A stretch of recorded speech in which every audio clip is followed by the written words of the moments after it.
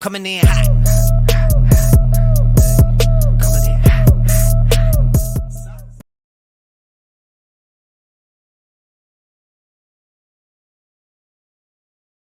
Hello everyone and welcome to my channel.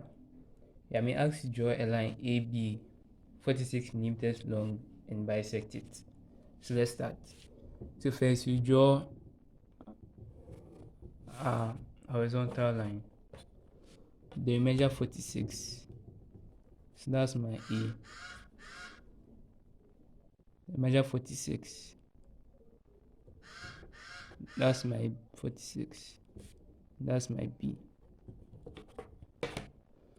Next we pick our compass.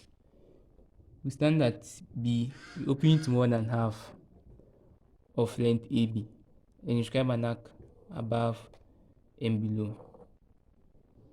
Next, you stand at A, same radius, inscribe an arc above and below.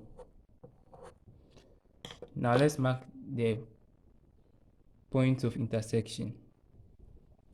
Next, we are going to draw a line through the points.